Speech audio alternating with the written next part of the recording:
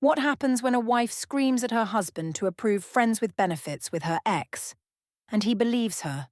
How far can a woman push a nice guy before he stops arguing, starts recording, and ends the marriage in public with lawful documents? My name is Corisanda Vale, and I am tired of pretending my marriage is normal. I wake up most mornings with this flat feeling in my chest, like my life is a shirt that shrank in the wash, and still I keep trying to wear it. Lucas stands at the stove in his dull blue t-shirt, stirring eggs like he is in a slow commercial, and I look at him and think that nothing about us is sharp anymore. He tells me we are fine. I tell myself I believe him, but my phone in my hand feels more real than his hand on my back. He asked once why I always bring my phone to the table. I said I needed it because of work. That was true on paper, but not in spirit, and I know that. Work messages sit in the same box as Adrian's, and sometimes my thumb just slips in that direction. This morning I scroll through old photos of Adrian and me laughing in some cheap bar, and I focus on how bright my smile looks next to him. Lucas sets a plate down in front of me, and I do not even look at the food. I am studying my own face on the screen. He asked what I was smiling at. I said I had found an old picture that made me feel young. I could see his shoulders sink a little, like he thought that was a private thing between us, and not me and my phone. He turned back to the sink and rinsed a pan that was already clean. I watched the muscles in his back move under the cotton and wondered when I stopped wanting to touch him just because I wanted to. I made a little joke to test the air. I said that maybe what we needed was something fresh, like some couples do, some open door, some small friends with benefits situation with someone I already trusted. I said it like a playful idea, not like a plan that already lived in my head with Adrian's name on it. Lucas froze for half a second and then kept wiping the counter too carefully. He asked if I was serious about wanting something like that. I said people online did it all the time and still had strong marriages. That is the way I talk when I want something and feel a little ashamed. I wrap it in big words like modern and healthy and hope the shame shrinks. He did not fight me like I expected. He just went quiet, and the quiet made me feel judged. I told myself silence was the same as control. Piper padded into the kitchen in her socks and climbed into his lap, and the scene suddenly looked too soft and small. I wanted noise, colour, something that proved I was still a person and not just someone's mother. Lucas kissed her hair and they talked about school and some art project, and I checked my notifications again. A banner slid across the top of his phone lying on the table face up beside his mug. I saw a calendar reminder pop up for a second. Midtown, 1:35 p.m. He reached out fast and turned the phone over like it burned him. He said it was just work stuff and I believed him, but also did not, because why flip a phone so quickly if it is only work? My first thought was that maybe he was planning something romantic. My second thought, louder, was that he was hiding something so I could feel better about hiding my own thoughts. On the way out the door, he put his travel mug in the sink instead of the counter and avoided my eyes in that careful, polite way he has when he is not okay. He asked if we could talk later about what I had said. I said we already had and that he should think about it more with an open mind. Then I kissed his cheek like everything was normal, and he let me, which felt almost worse than if he had pulled away. At the office, I sank into my chair in the open-plan sea of screens and fake plants. Chloe rolled over on her chair with a grin, and Mira followed more slowly. I told them I was considering asking Lucas for something bold, something like permission to have a friends with benefits agreement with Adrian. I told it like a fun story, like I was the main character in some daring show. Chloe said I was brave, and that most men would be lucky to have a wife so honest. I loved that sentence more than I should. Mira asked if Lucas had really agreed to anything yet. I said he was thinking about it and probably would, because he loved me and did not want to lose me. It sounded confident, and I liked how their eyes widened at my confidence. None of that made it more true, but in that office, the truth was what I performed. In a break between emails, I opened Adrian's chat and sent a message. I said I had joked with Lucas about an open setup and that he had not exploded, which I framed as progress. Adrian answered that we were wild and that he did not want to cause trouble, but he added a winking emoji that sat in my chest like a spark. I took it as a sign that he was ready if I could manage things at home. When I got back home that evening, the apartment felt strangely neat. Lucas was at the table with his laptop open, and I saw rows and columns on the screen. It looked like a spreadsheet of numbers and maybe dates, but there was no title bar I could read from the hallway. I asked what he was working on. He said he was just sorting some figures for our budget. I stepped closer, and in that moment he moved the mouse and minimized the window so fast it almost clicked twice. Then he stood up and said he needed to shower before putting Piper to bed. Something in his careful manner made me feel like he was the one keeping secrets now, which felt unfair, since I was supposed to be the one who needed freedom. Later that night, when the apartment was quiet, I sat on the balcony with my phone. I posted a story about how some men say they want strong women but cannot handle real honesty, and I tagged Chloe. I watched the little hearts appear and told myself this was support, proof that I was right to want more. Inside, I heard a door click softly, and I knew Lucas had closed the guest room instead of our bedroom. The next morning, I told myself I would not bring up the friends with benefits idea again, but the thought sat in my chest, like a stone. Lucas moved around the kitchen quietly, getting Piper's cereal and packing her small lunchbox, and there was a new distance in the air. He asked if I wanted coffee. I said I would grab one after the gym. He did not mention the night before, or the guest room, or the way he had shut the door with his phone buzzing in his hand. On the way to the gym, I played music too loud and tried to tell myself I was still fun, still wanted, still young enough to rewrite my story. I thought about Adrian and how easy it had always been to laugh with him, how he made me feel like my body was not just a tool for chores and bedtime routines. By the time I walked into the locker room, I had turned my anxiety into a plan to get external validation again. Chloe spotted me and waved me over, her bag already half open on the bench. 2 other women from our office, Kayla and Jenny, were there tying their shoes and talking about some client. I dropped my bag with a little dramatic sigh, and they looked at me like they knew I had a story to tell. That look always gives me a small rush, like applause before the show. Chloe asked how things were with Lucas. I said we were in negotiations about my friends with benefits idea. Their eyes widened at the phrase, which was exactly what I wanted. I explained that I had told him I was interested in seeing my ex, Adrian, in a physical way sometimes, but that I wanted to be honest and ask permission instead of sneaking. Chloe laughed and called it a power move, said most men would die before they let their wives even talk to an ex. Kayla asked if Lucas had actually said yes. I said he hadn't said yes yet, but he also hadn't forbidden it, and that silence showed he was at least considering it. Mira had come in behind us and was standing by the lockers, listening with a frown. She asked if I thought it might hurt him deeply to even ask something like that. I told her adults have to handle uncomfortable conversations and that I refused to live in a cage just because my husband felt insecure. Mira said it sounded more like emotional cheating than honesty. I answered that emotional cheating is what people do when they lie, and I was putting everything on the table. Chloe clapped and said I was an inspiration, and that word wrapped around my ego like a warm coat. I leaned into it, saying I was trying to save the marriage by getting what I needed instead of blowing it up in secret. I liked how sensible that sounded out loud, even if part of me knew it was a trick of words.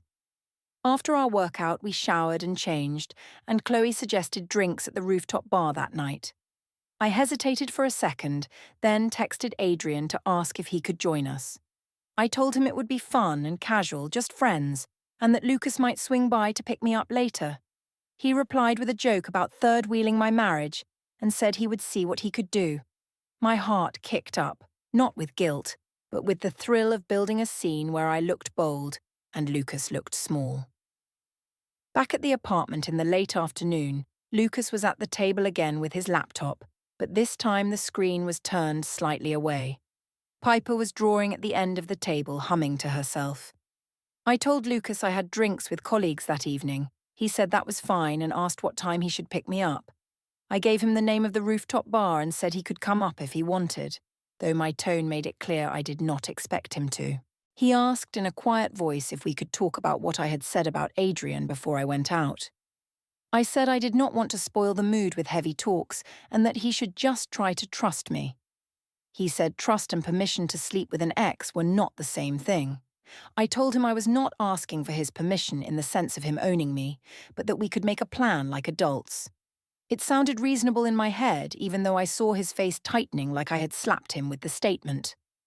When we got into the elevator that evening, him driving me there because he still did practical things, his phone buzzed in his pocket. He pulled it out, and the screen lit up with a recurring calendar block. Meeting personal, Thursday, 4:05 p.m. The words sat there in bold text before he tapped the notification away. I asked what the meeting was about. He said it was just some personal errands he needed to take care of, and that he would explain later when he had the right words. I laughed and told him he was starting to sound mysterious, like he had a secret double life, and I did not like the way his jaw tensed at that. At the rooftop bar, the air was warm and loud, and the city lights made everything feel like a movie. Chloe and the others were already there, drinks in hand, and they cheered when they saw me. Adrian came a little later, sliding into the group with that easy grin he always had. I introduced him as my favourite trouble, and people laughed. Lucas arrived after an hour and stood at the edge of our circle, looking out of place in his plain shirt. I made the joke bigger than it needed to be. I said, loud enough for our table and the ones near us to hear, that maybe the solution for stale marriages was simple. The wife gets a friends with benefits pass with one old flame, and the husband learns to relax. Adrian raised his eyebrows and shook his head like he wanted no part of this, but he did not say anything. Chloe cackled and raised her glass, saying my husband must really love me if he could handle a proposal like that. Lucas asked me, in a quiet voice that did not match the noise around us, if we could please have this talk at home. I said we were just having fun with ideas and that he was making a scene by looking so serious. I told him if he trusted me, he would say so here, in front of our friends, so they could see he was not like those controlling men we always talked about. His eyes looked shiny, and for a second I thought he might cry, which annoyed me more than it should have. He stepped back from the group and said he would wait downstairs in the car. I shrugged and told everyone he was sensitive and needed time to adjust, and some people laughed uncomfortably. I saw a phone in the corner of my eye, lifted up, maybe recording or just taking a photo, but I told myself that was fine. I wanted proof that I had tried to talk like an adult and that he had chosen to sulk.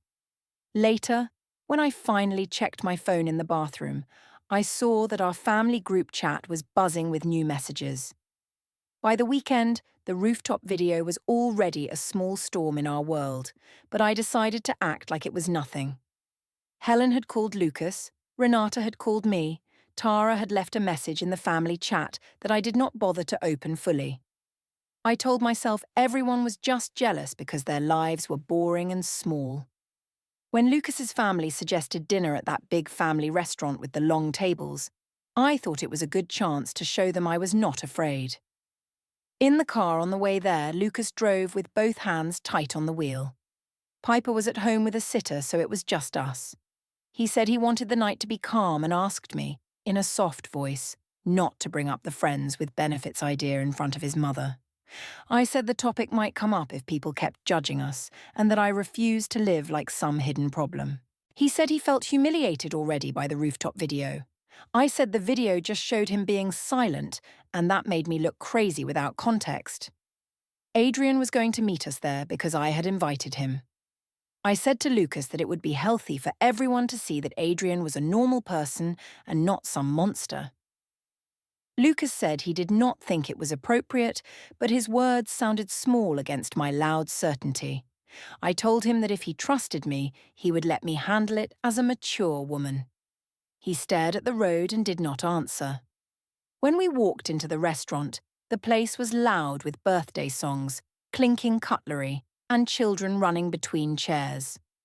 Helen waved us over from a long table near the back, and Tara sat beside her with her arms crossed. I greeted them with a cheerful voice and ignored their cool expressions. Lucas took a seat next to his mother. I chose the chair across from him so I could see his face when Adrian arrived. Adrian came in a few minutes later, shaking rain from his hair and scanning the room with a half smile. I raised my hand, and he came over.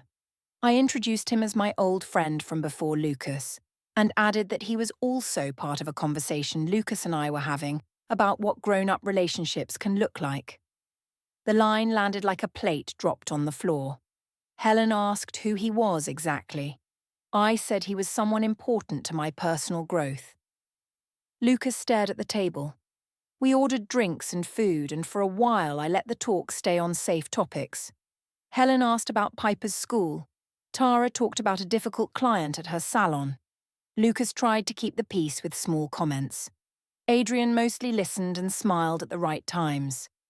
I saw his eyes flick between me and Lucas, like he was slowly understanding just how tense things really were. When the plates came, I felt that old need rise in me again, the need to control the story. I did not want to be the only one who knew what I wanted. I wanted witnesses. I said that we might as well address the elephant in the room, since people had watched the rooftop video. Tara put her fork down very carefully and asked what I meant. I said I had been open about wanting a friends with benefits arrangement with Adrian, and that I needed Lucas to either support it or admit that he wanted to keep me trapped. Helen asked if I was really telling her son, in front of his family, that I wanted official permission to sleep with my ex. I said she was making it sound cheap, and that for me it was about agency and honesty, not random cheating. I said if we could agree on rules, it would protect the marriage, because nothing would be secret. Lucas's hands shook around his water glass.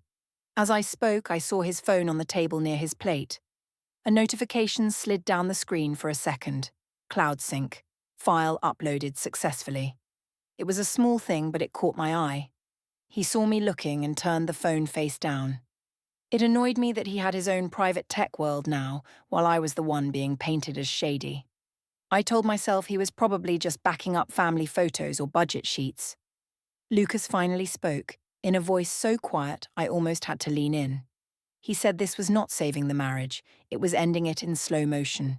He said he could not agree to any arrangement where I slept with Adrian, and that hearing me say I needed that, in front of his mother, felt like a knife. I rolled my eyes and said he was being dramatic, that people do much worse in secret every day.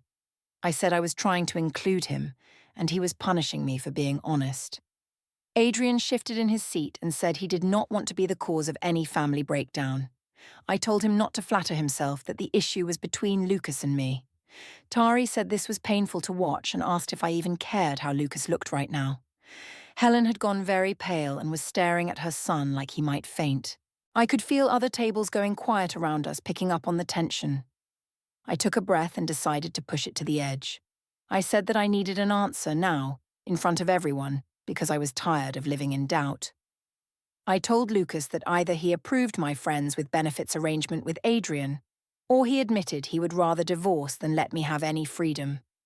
I said it like a clear choice, a clean line. The words were heavy, but they also made me feel powerful for a second. Lucas's eyes filled with tears. I had seen him cry maybe twice in our whole relationship and never in public. He said he loved me but could not bless me sleeping with someone else, especially not with our daughter at home thinking everything was fine. He said he felt like I had already left the marriage in my heart. I told him he was guilt-tripping me and that he was using his tears as a tool to make me look cruel. He set his napkin down on the table, pushed his chair back, and stood up. He said he needed to step outside. He did not raise his voice. He did not slam anything. He just walked away, shoulders shaking. Helen reached out to him as he passed, but he kept going.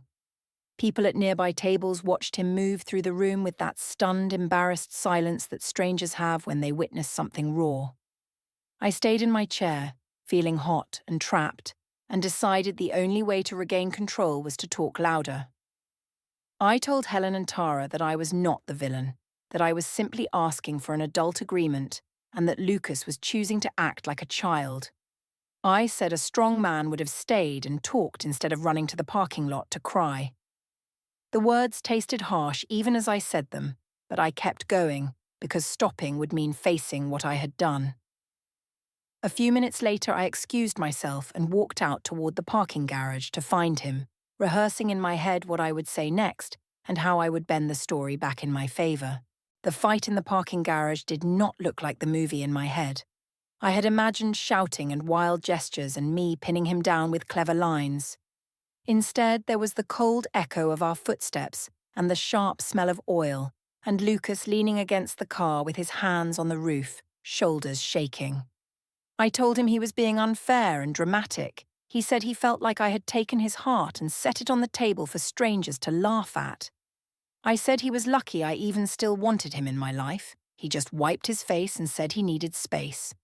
When we finally went home, we barely spoke. I told myself that silence meant I had won. The next day, I tried to act like everything was normal. Piper had a free afternoon, so I suggested the park, partly because I wanted to show myself as the good, playful mother. Lucas came too, because he still refused to let our tension touch her more than it already had. The sky was pale and cloudy, and the playground was busy with little kids and parents in tired jackets. Piper ran to the swings, calling for him, not for me. Lucas pushed her gently, his hands steady on her small back. I sat on a bench a little distance away, scrolling on my phone. Renata had left me a voice message saying Helen was too fragile and old-fashioned to understand modern marriage. That made me feel better for about 10 seconds. Then I saw a text from Tara that I had half read and ignored. She had written that she could not watch me do this to her brother and that I should be ashamed. I deleted the notification and told myself she was just taking sides like always. From where I sat, I could hear Lucas and Piper talking about school and a new girl in her class. He sounded soft and calm, and that annoyed me. I wanted him to either fight or break, not stay in this quiet, careful place that made me feel like the villain. I called Renata and told her loudly that he had cried in the restaurant and run off like a child. I said his family was treating me like trash for simply talking about my needs. I did not lower my voice, even though other parents could hear. Lucas turned slightly, heard enough to know I was talking about him, and his shoulders stiffened. He did not say anything. He just pushed Piper higher and then walked further down the line of swings so that my words faded in the distance. That little move made me feel strangely angry and small. I ended the call with Renata, and my chest buzzed with a mix of shame and defiance. After a while, he checked his phone for the time, and the screen lit up. From the bench, I could see his calendar app for a moment, with one date circled in red and a small note under it. Downtown 10:50 a.m. It meant nothing clear to me, but the red circle bothered me. It looked like intention. I walked over and asked if he had some fun plan I should know about. He said it was just something he had to take care of and that it was not about punishment. I laughed and said he was acting like a spy now, and he just looked past me at the trees. That evening, Piper had her dance class at the community centre. The hall smelled like floor polish and old coffee, and parents sat on folding chairs watching their kids through the glass doors. Helen and Tara were already there when we arrived. They waved Lucas over and left a seat beside them, but when I walked in behind him with Piper, Tara's face went tight. I took the empty chair next to Lucas like nothing was wrong. The girls started their warm-up inside, tiny arms lifting in uneven lines. Helen leaned over and asked Lucas quietly if he was okay. He said he was fine, and that he was focusing on Piper. No one asked how I was. I tried to make small talk about costumes and schedules, but Helen gave short answers and then turned back to the glass. Tara scrolled on her phone, jaw clenched. During a break, Piper ran out to get a drink of water. She hugged Lucas and kissed his cheek. Then she looked up at me and asked if we were still mad at each other. I said we were just having grown-up talks and that she should not worry. She asked if grown-up talks always made daddies look sad. Lucas went very still. Helen stepped in and told Piper to go back in and show her best spin. I watched my daughter skip away and told myself she was too young to understand any of this. After class, as we were putting Piper's shoes on, Helen asked me if we could speak alone for a moment. We stepped a little away from Lucas and the children. She said she had seen the video from the rooftop and had heard about the restaurant. She said that whatever I thought I was doing, I had crossed a line. I told her she was being dramatic and that her son was using her sympathy to control me. She said sharply that Lucas did not need to control anyone, and that if he left, it would be because I had driven him away. Then she walked back to him and took Piper's hand, leaving me standing there with my cheeks burning. Back at the apartment that night, the air felt even thinner than before. In the kitchen, 2 mugs sat on opposite counters like little flags marking sides of a war. Lucas made Piper's school lunch without saying much. I tried to start a fight because the quiet made me feel unstable. I told him he had embarrassed me in front of his family, that he had made me look insane by crying instead of talking. He said only that he would not be shouted at anymore and that he was done being forced into public scenes. I told him he was emotionally abandoning me. He said he was simply refusing to be abused in front of other people. Later, after Piper went to bed, I heard a strange noise from the guest room. It was a soft, grinding hum, like a small machine chewing paper. I walked down the hallway and saw light under the door. When I pushed it open a crack, I saw Lucas sitting at the desk, feeding sheets into a shredder. His laptop screen glowed beside him, showing a clean list of folders labeled Archive A and Archive B. I asked what he was doing. He closed the laptop with one hand and said he was just clearing old clutter and organizing things. I said it looked obsessive. He said it looked like finally taking care of what mattered. I went back to our bedroom, picked up my phone, and started scrolling again. My head hurt. Social media, my mother, Chloe, and my own pride all told me I was right, that I was brave, that asking for what I wanted was noble. But the apartment felt heavy and strange, like something had already ended and I had not noticed the exact moment. When I went to tuck Piper in, she was still awake, staring at the ceiling with her stuffed animal in her arms. She asked in a small voice if she would still live with Daddy if Mommy got a new boyfriend. I told her we were not talking about that and that she should go to sleep.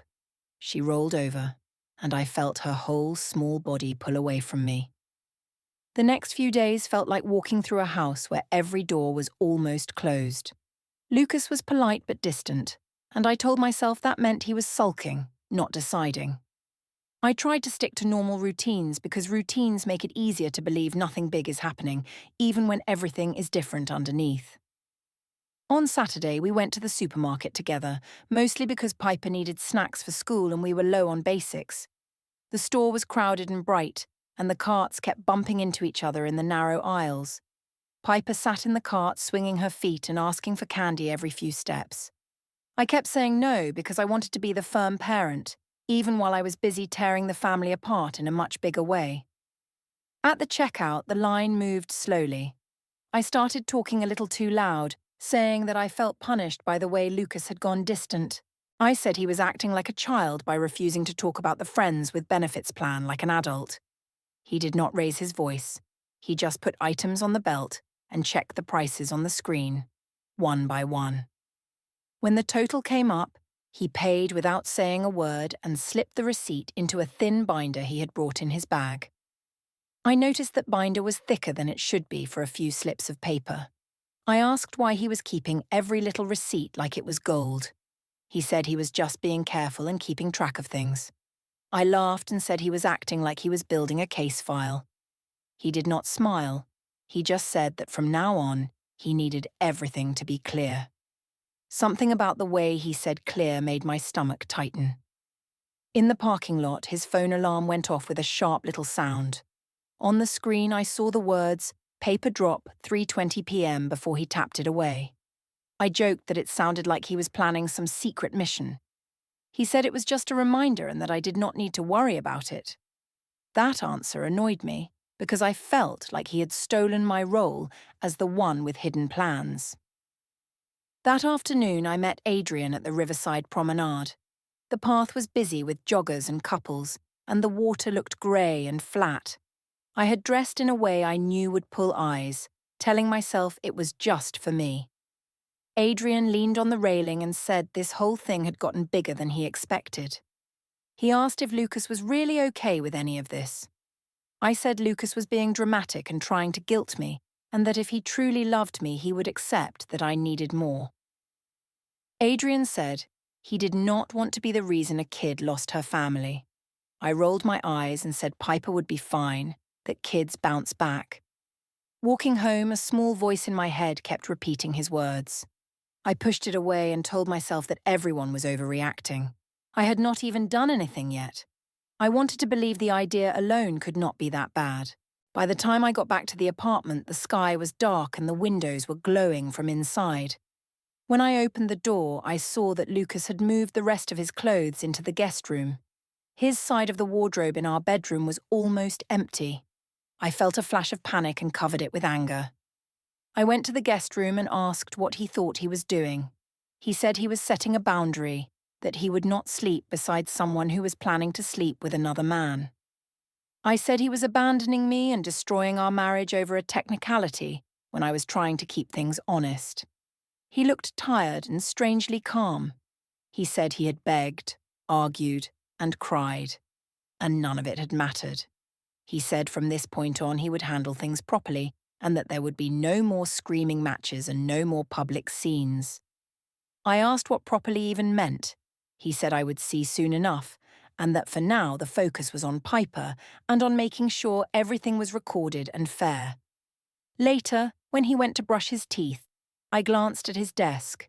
There was a small sticky note near his keys that said, "Bring forms," and a single USB stick labelled with that day's date. His laptop screen was still on, showing browser tabs for storage options and notary near me. In his calendar app, I saw a new event he had created. Court Plaza, 10:15 a.m., sitting in the middle of next week like a red mark. Lucas asked me to meet him at the coffee shop across from the courthouse, and I told myself it meant he wanted to fix things. He sat with a closed folder and a calm face, and he said we needed to walk across the street to talk where everything was clear. Inside the bright lobby, a man in a plain jacket said my full name and handed me a thick envelope. Lucas said it was the divorce petition with temporary financial orders and a custody schedule for Piper, and that from now on he would follow exactly what it said.